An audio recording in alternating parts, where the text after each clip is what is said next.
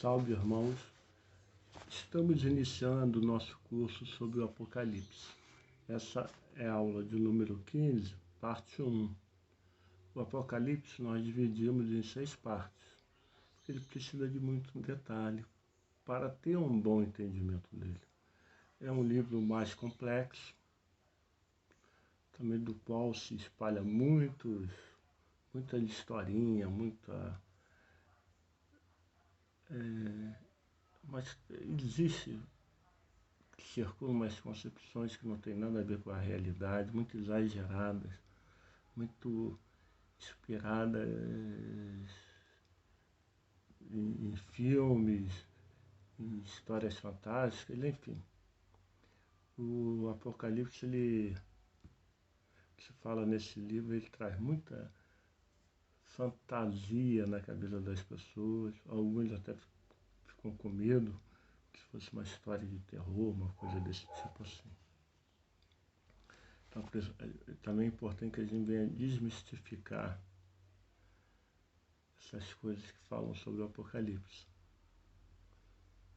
e tratar ele com a devida seriedade, não com um instrumento para colocar medo, criar pânico nas pessoas.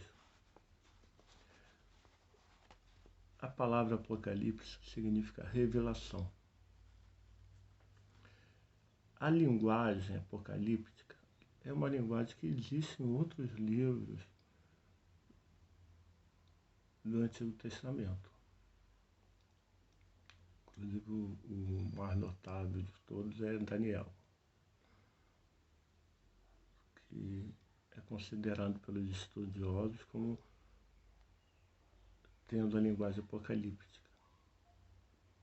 Por que essa linguagem? Ela era de um momento em que o povo estava sofrendo muita opressão e precisava ser estimulado à resistência, a resistir. O caso lá da época de Daniel foi a época dos irmãos Macabeus. Aqui no nosso livro Apocalipse de João, é o momento que as igrejas joaninas, localizadas na Ásia Menor, estavam sob o poder do Império Romano. Na época de Vespasiano, foi um perseguidor implacável dos cristãos, a igreja precisava manter uma resistência. A igreja precisava resistir a toda essa situação.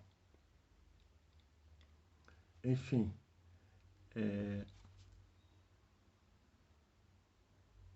na época de Vespasiano, a igreja sofreu muita perseguição. Ela sofreu uma pressão muito forte porque o Império Romano exigia que toda o povo, inclusive das províncias romanas, fizesse culto ao imperador como se fosse uma divindade. Então, essa situação, para a igreja cristã, que nessas localidades era ainda muito pequenininha, já mal vista, que se negava a participar dos cultos cívicos religiosos, que era assim chamado. Então, essa situação foi um agravante. E a igreja tinha que ter força, embora fosse muito pequena, ela tinha que ter força para resistir. Então, a grande chave de leitura do Apocalipse é a resistência, é a primeira, entre outras. A primeira é a resistência. Então, a igreja tinha que... não podia enfrentar de frente o Império Romano, um grupinho pequeno, mas não podia sucumbir, não podia deixar sua fé enfraquecer e aceitar aí ir lá cultuar o imperador romano, os deuses romanos, participar daquelas festas romanas, as festas cívicos religiosas, dos banquetes, dos animais sacrificados aos deuses, porque essa situação. Mas no meio da igreja sempre tem um ou outro que começa a cair, vai cedendo, vai participando, vai se interessando por uma coisa aqui, outra ali, e começando um sincretismo dentro da igreja. Outros chegam e começam a pregar para aqueles outros irmãos que estão ali, estão se mantendo separados. Aí começa eles não vão lá atrás da informação, mas aí ela chega para eles, através de outros irmãos que já foram cooptados pelo sistema. Então, é uma briga interna. Além de ter que enfrentar o Império Romano, resistir ao Império Romano, expressão mais correta, né, resistir, eles iam ter também que enfrentar o que estava havendo dentro da igreja. Então o Apocalipse ele surge nesse momento. E ele é escrito durante o exílio de João na ilha de Patmos. Era um local onde era feito o desterro, né, os presos políticos da época iam todos para lá. João, como era o líder da igreja, acabou sendo preso e levado para lá. E quando ele está nessa prisão, ele tem essa revelação. Então o Apocalipse, ele praticamente, ele vai começar com uma carta a cada uma das 7 igrejas da comunidade joanina, que fica na região da Ásia Menor, região da Frígia, litoral. Então, essas 7 igrejas são as que recebem a carta com uma recomendação. Essa carta, pela revelação, João tem essa revelação de Jesus Cristo mandando uma carta. E eles colocando a igreja tem seu anjo. Então, para o anjo da igreja de Éfeso, da igreja de Tiatira, da igreja de Filadélfia, sucessivamente iam as cartas. Ele começa pela principal, que era a sede, então de parte surgiu as outras, que é de Éfeso, até a última delas, que é de Laodiceia. Não teríamos tempo para falar de cada uma em particular. Mesmo dividindo a matéria em 7 partes, o tempo é curto, mas o material escrito fala de cada uma em particular, as suas características e a mensagem específica para cada uma delas. O importante é perceber que essas mensagens são extremamente personalizadas. Elas buscam detalhes do dia a dia de cada uma daquela igreja, da vida daquela cidade, da relação do fiel com a sua cidade e o tipo de contaminação que ele estava tendo. Então essas cartas são muito específicas. Por isso que eu usei o modelo de uma, que é um modelo que muitas vezes é repetido, como exemplo para todas, mas na matéria escrita tem todas elas em separado. Então, da igreja que nós escolhemos foi a igreja de Laodiceia, que é a 7ª carta. É a 7ª igreja, a 7ª carta. Então, essa cidade é uma cidade próspera, muito rica. As pessoas têm uma característica até de autossuficiência. Essa cidade, o Apocalipse supõe que foi escrito lá pelos anos 95, 93, 95. Nos anos 60, essa cidade foi toda destruída por terremoto. Ela fica em uma região vulcânica, foi toda destruída. O Império Romano quis ajudar, eles não quiseram. Eles mesmos se reconstruíram.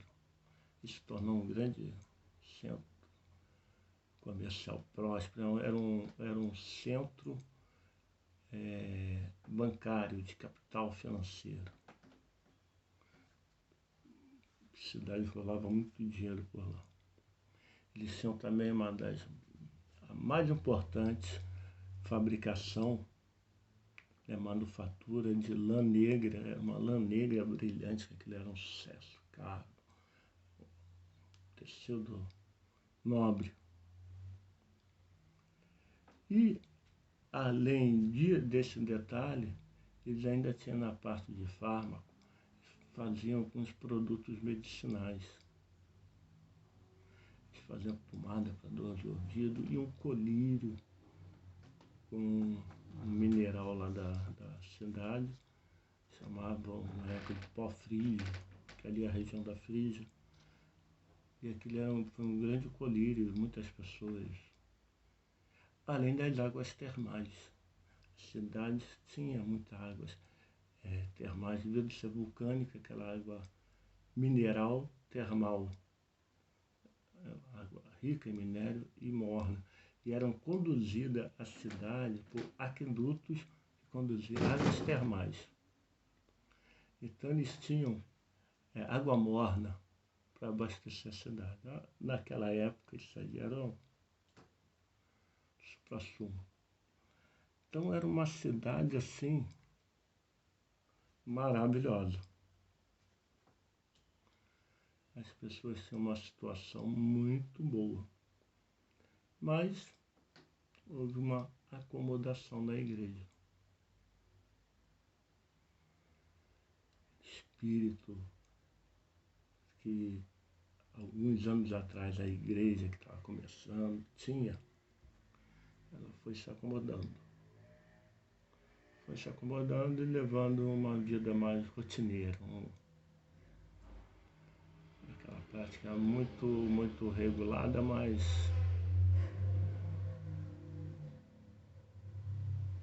como é dito, morna. Foi se tornando a igreja morna. Daí a carta usa essa expressão, morna. Você não é fria nem quente, é morna. E o morno é vomitado. Mas essa alusão ao morno é justamente porque uma das maiores características, uma das atrações da cidade, eram as águas mornas. Então, como se Jesus compara, feita a comparação, né? Vocês se tornaram mornos. Vocês que vivem nas águas mornas se tornaram mornos. A igreja de vocês está morta. Embora fosse uma cidade muito rica, as pessoas fossem muito ricas, mas ele diz, né, vocês são pobres. Eles são ricos para o mundo, mas para Deus eles eram pobres. Estão se tornando pobres. Embora eles fabricassem dos melhores tecidos, Jesus fala para eles estão luz. Pobres, nus e cegos, eles que fabricavam o melhor colírio, mais procurado por todo mundo.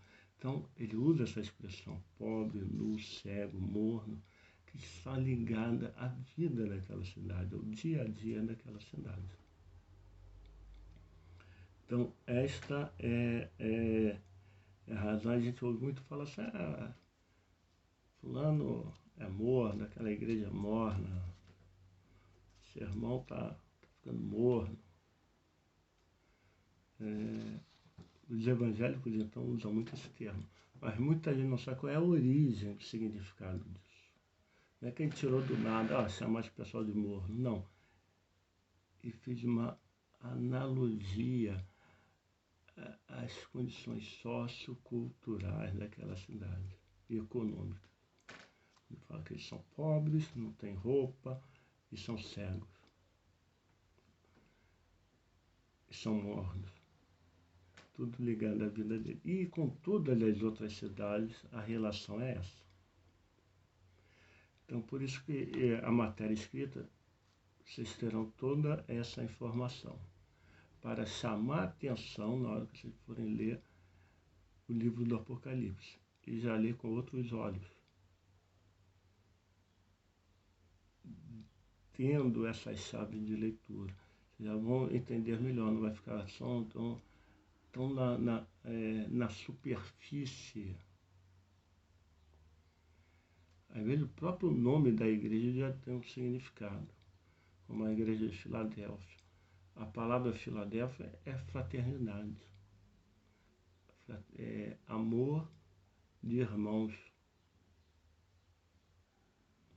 Então são detalhezinhos que estão aqui, estão ali no livro do Apocalipse. Faz até uma linguagem cifrada que precisa ser interpretada.